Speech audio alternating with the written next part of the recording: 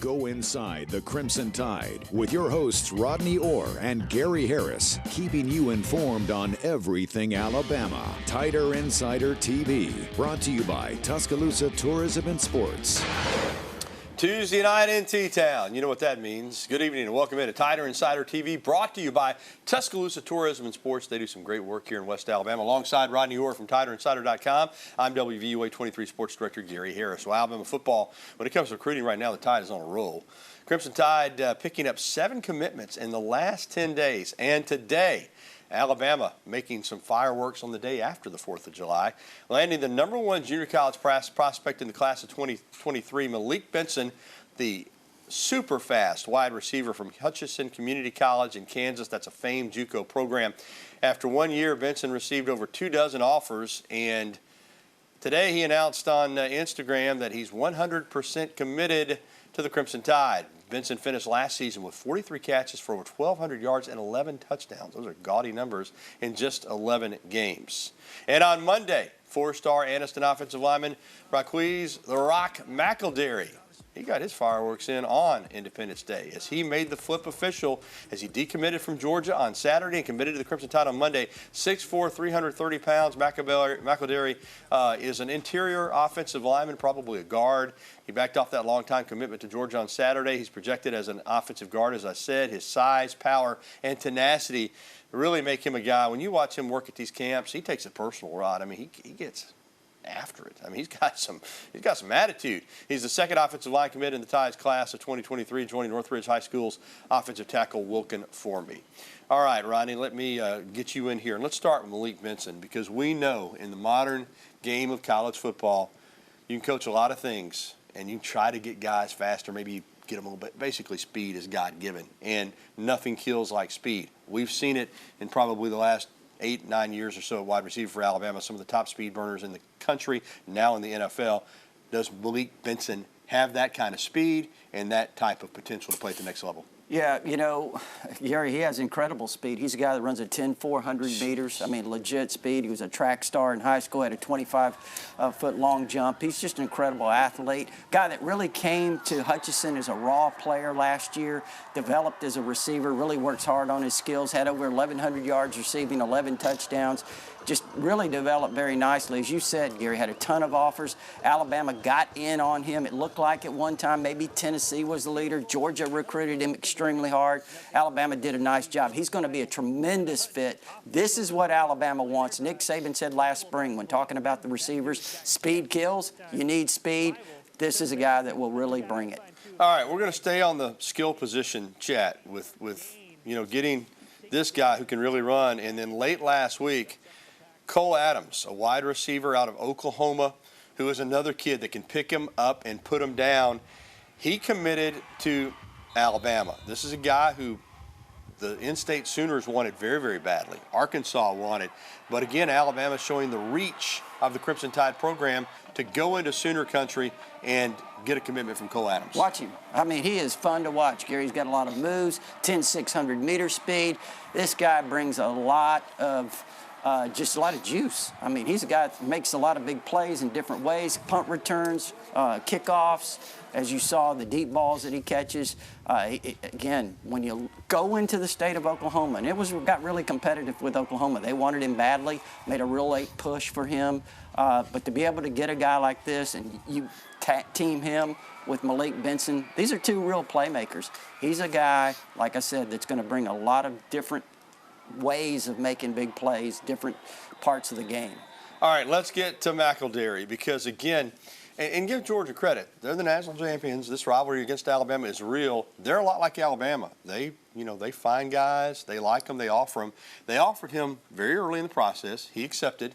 But as Alabama turned up the heat, you could sense, and you're going to see how thick this young man is. I mean, he is put together. You could sense that he really had a lot of interest in Alabama, and the Crimson Tide ultimately was going to be difficult to beat for his commitment. And Saturday, he decommits from Georgia. Yesterday on Independence Day, the fireworks, as I said, went off as he committed to the Crimson Tide. What's Alabama getting in this guy? Yeah, I think what you're getting is a guy with the ability to play inside at the guard spot, as you mentioned, Gary. It's a mauler. I mean, he is really physical at the line of scrimmage. He's got good feet. He's a guy that I think once they get in this strength and conditioning program, and again, young kid, body needs to mature a little bit. That's going to happen naturally, but with the strength and conditioning program, the nutritional program that they have here, I mean, he's got unlimited potential. All right, he's another one of these in-state guys, and we know this is a loaded in-state class for the state of Alabama in 2023. Alabama usually controls in-state recruiting. They're off to a great start this year, but later this week, coming up on Friday, we're going to get an announcement from one of the top probably 5 players in the state, Peter Woods, the disruptive defensive lineman, edge rusher from Thompson High School in Alabaster.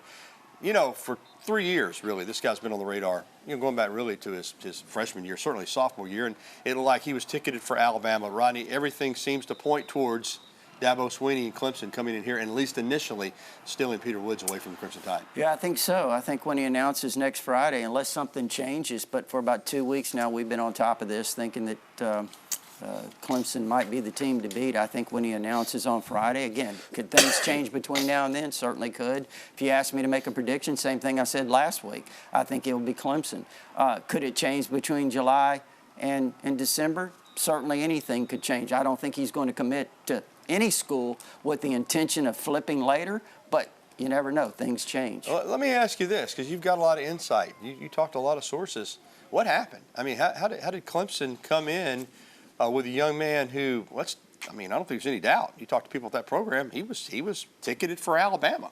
How did they kind of flip him, even though he hadn't committed? How did they get him interested to the point where he's probably going to commit to them? Well, I think he's always kind of had his eye on Clemson a little bit. I think when he took that official visit in June, I think it was probably felt really comfortable with Dabo Swinney, the culture they have there in that program. It's a little bit different. I think Nick Eason, the defensive line coach, did a fantastic job of recruiting him.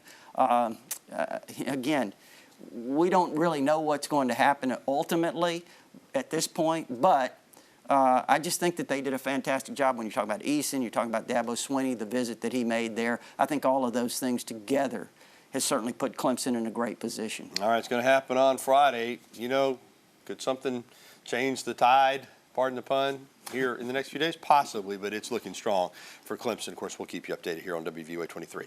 All right, moving on. ESPY Awards update. Alabama quarterback Bryce Young, the Heisman Trophy winner, is up for Best Collegiate Athlete, Male Sports. And Alabama is also a finalist for Best Game from the 4 overtime victory at Auburn in the Iron Bowl. I think that one ought to win it. I haven't seen a game better than that. Voting in all categories will remain open until July 17 at 7 p.m. The show will broadcast live on ABC on July 20 at 7 p.m. And Stephen Curry will be the host of the ESPYs. Well, still to come on Tider Insider Television, we'll see which direction conference expansion could head next. Is the Big Ten finished? Will the SEC try to match the moves with USC and UCLA to the Big Ten? We'll discuss. Also, a former Alabama basketball player made his NBA debut in the Summer League, and boy, I tell you what, it was impressive. We'll tell you who, what, where, coming up. And we'll be getting to your phone calls, emails, and tweets. As always, the phone number 205-348-WVUA. That's 348-9882. Go ahead and give us a call now if you want to get through. You can email us at the address on your screen. We'll be right back with the only show that takes you inside the Crimson Tide, Tider Insider Television.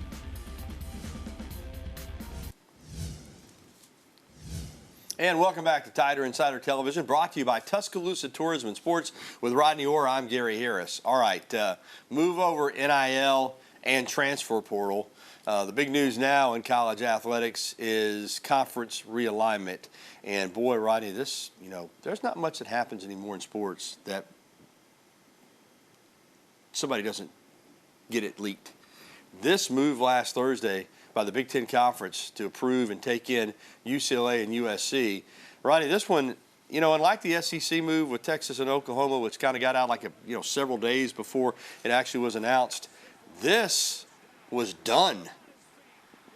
It had already been put together without any leaks. It was pretty amazing, and it has shaken up college athletics yet again. It really has. I mean, like you said, Gary, I think it caught everyone off guard. It was, it popped out there, and then all of a sudden they said they would have an announcement within a few hours, and they did, if that long.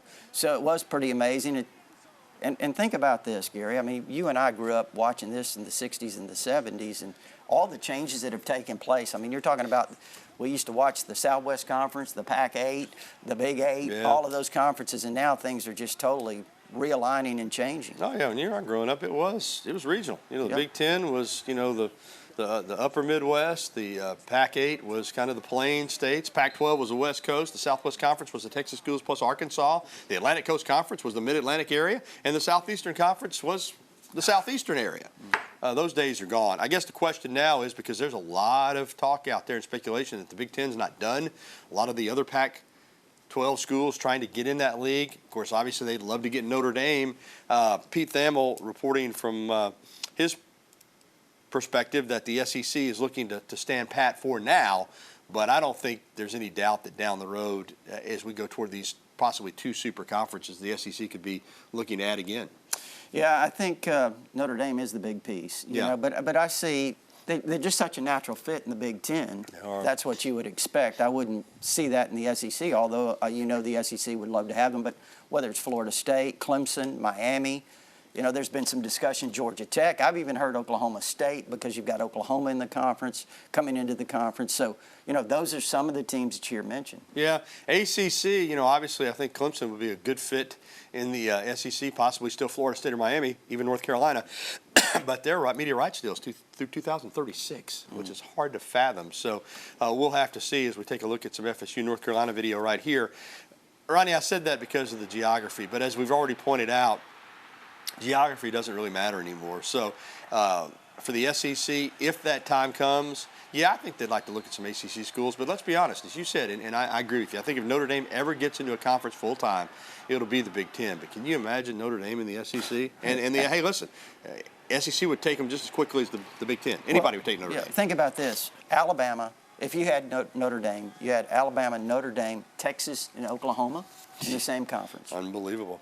All right, let's switch gears now, and it's time for Coach Talk. Alabama men's basketball is preparing for August as much as it's preparing for October. Next month, the Crimson Tide scheduled to travel to Europe for 3 exhibition games, the first 2 in Barcelona, Spain, and the other in Paris, France. Last week, Bama men's basketball coach Nate Oates spoke with Roger Hoover, the Crimson Tide Sports Network, and talked about the offseason as well as player development.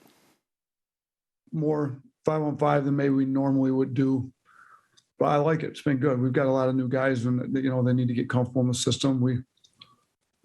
Foreign tour is going to give us 3 really good games, and winning and losing those games isn't the biggest thing, but we would like to be prepared to play games come foreign tour time. Former Alabama basketball star Keon Ellis made his Kings debut this past weekend. In the 2 games, he flashed offense and defense. He's really been impressive. In the first game, he helped the Kings beat the Warriors 86-68. He played 20 minutes, finished with 3 steals, 2 assists, and tied for a team-best 6 defensive rebounds. On Sunday, he showed out again, this time on the offensive end. 16 points in the second half as he finished with 17 as the Kings beat the Heat 81-64. This guy can fill up a box score. 5 rebounds, 1 assist, 1 block, those 17 points, 16 in the second half. He's got a 2-way contract, but he looks like a guy that the Kings could be looking at for the NBA roster this season. They are certainly pleased. They feel like they got a steal. Here's his NBA Summer League coach commenting on Keon Ellis. He guards really hard. He keeps bodies in front of bodies. He's long. He has a good feel for not getting hit on screens. That's who the Sacramento Kings want to be. You know what? He's just a typical Alabama basketball player. Throughout the years, Alabama's had a lot of long, lean athletes that, as they develop, they can really become good pros. Other former Tide players in the NBA Summer League include Jaden Shackelford for Oklahoma City. John Petty, in his second season, will be playing with the Pelicans Summer League team. And Joshua Primo, who was the first-round pick of the Spurs last year, he'll be working out with the San Antonio Spurs. And, of course, J.D. Davidson, second-round pick of the Boston Celtics. Well, coming up on Tider Insider TV, Alabama fans have 2 players to follow as the tennis action at Wimbledon really starts to heat up. We'll have details next. And we'll be welcoming your phone calls, emails, and tweets. Again, the phone number 205-348-9882. There's the email address. You can call us, email us, or tweet at us using the hashtag TITV. We'll be right back with your phone calls next.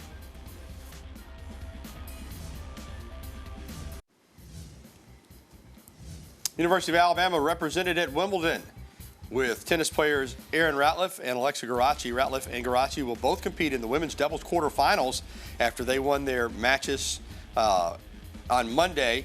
Routliffe and her partner secured a spot in the top 8 after they won in straight sets, 6-4, 6-6 in the second and 7-6 in the third. That was tiebreaker. And Guarachi and her partner got their third consecutive straight set win in the tournament as well, 6-3, 7-5. Good luck to both those former Bama stars. All right, welcome back into the program with Rodney Orr. I'm Gary Harris, and it is time to head to the phone lines. And first up tonight, we're going to lead off over in West Blockton with Trey. Hey, Trey. Good evening. Hey, Trey. Long time no call in. Well, good to have you, buddy. Haven't talked with you two in a while. Thanks. And I have to start out by saying you stole one of my talking points. I was going to specifically mention this run of recruits we've had right here in the past, couple of weeks. We have 7 of our 11 verbals. Right. And, you know, I'm sure there are people year in and year out panic because we're down in the 40s in the team rankings in terms of recruiting. But we have the quality but not the numbers. You know, the quantity's not there. Then we start incrementally moving up the rankings, and eventually, you know, about half the time we've won that mythical recruiting, championship. And these, JUCO guys, the 4-star guys among the junior college ranks, they don't really grow on trees, it seems. So, and we have 2 of them, I believe, for next year's class.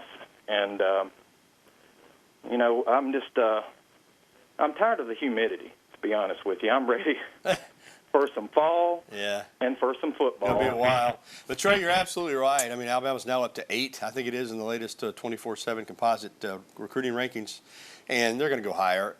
Now, Ronnie and I have discussed this a lot on this show, on my radio show. NIL is real, Trey. It's real. It's out there. It's a factor. And Alabama is not using it the way a lot of other schools are. In other words, they're not using it as recruiting enticement. They are saying, hey, once you get here, you can earn money through NIL. So there may be some players that Alabama offers that under the old system would have committed to Alabama. They may commit somewhere else now. But I still like what they're doing with this class. That's the thing about Nick Saban, Ronnie. He understands the process. He understands everything that you need to know to be successful in recruiting, and he changes with the times. I think this year with NIL, yes, they're trying to go after high caliber prospects. At the same time, I think they're looking for young men that see the big picture and see what Alabama can do to benefit them, not just in regards to how much money can they get by going to a school. Yeah, and I think you're exactly right. I think a lot of these guys that committed fit that bill. And I'll tell you this too, Trey. I think a lot of these guys that they have committed, I think you're going to see the rankings change. They always do. And from what I see, a lot of these players that are committed to Alabama, you're going to see their ranking elevate.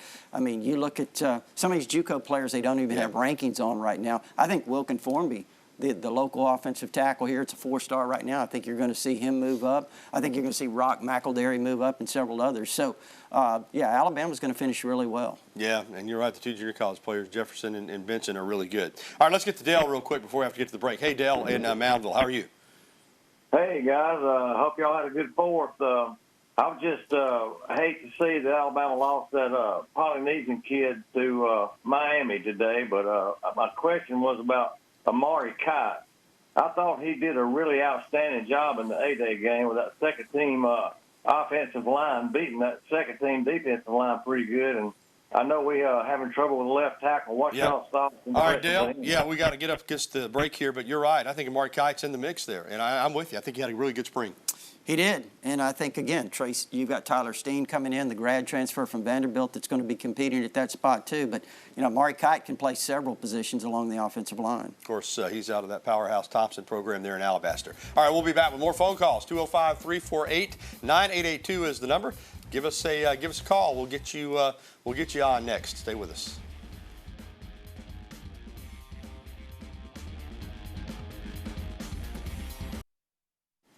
All right, welcome back into TITV with Rodney Orr. I'm Gary Harris, and let's get to our email question of the day. And it is brought to you by KDM Services, serving your family like our family. For all your heating and air conditioning needs, it's KDM Services. Can you talk about the status of Eli Ricks? That's from Megan in Tuscaloosa.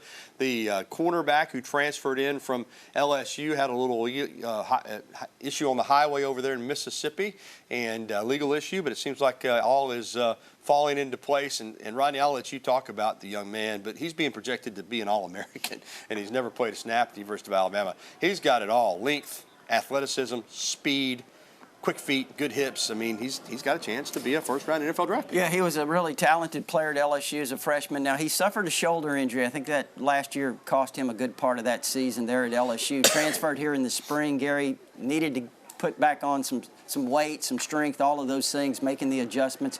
You know, he's certainly, like we said, he's got a lot of talent. He has a lot of adjustments to make. I know that a lot of people are projecting him as a starter, but listen, Kool-Aid McKinstry and Kari Jackson, really talented players. Both those guys started in the national championship game, did really well late down the stretch of the season. So Eli Ricks has really kind of got his work cut out for him here, trying to earn a position while everybody else is putting him in the top 10 of the draft. Yeah, well, we know this. You need at least 3 corners, maybe 4. Oh, absolutely. All right, let's get to Marvin in Tuscaloosa back on our phone lines. Hey, Marvin, good evening. Marvin, hey, go. You're on. Hey, I want to know, is Nick Saban really about to lose the top prospect in Alabama to the Clemson Tigers? I know you guys have been covering this story for a while. And I want to ask Rodney, how comfortable are he with his decision about Peter Woods going to the Clemson Tigers? I'm sorry, I couldn't. He wants to know how comfortable you are with your prediction about Peter Woods going to Clemson. Well, listen, Marvin, this is recruiting. I've been following it for a long time. I've seen things change. I'm talking about when a guy walks on the stage to make an announcement. So I'm never really totally comfortable with that. But, you know, I have talked to a lot of sources and about Peter Woods, a lot of people up there close to the Thompson program and various places, even people connected to Clemson. They feel really strongly that, you know, right now Clemson is probably going to be the team when he announces next Friday. Again, I say this, Marvin, all the time. Could things change between now and next Friday, this coming Friday? Certainly they could. Even could change between now and December. So nothing's written in stone. All right, thanks for the phone calls and emails. We'll be right back after this. Time flies when you're having fun, and we're just about out of time. Thank you for tuning in to Tider Insider, presented by Tuscaloosa Tourism and Sports. Remember, if you want to catch the program again, you can get a replay tonight at 10:30 on WVOA 23, or find it anytime at WVOA23.com. For Rodney Orr, I'm Gary Harris. We're going to leave you tonight with some fireworks. We've been talking about football fireworks. These are real fireworks. Last night, the fireworks 4th of July celebration here in Tuscaloosa. So have a great evening, everybody. I do want to mention this. Next week, we will be on Wednesday.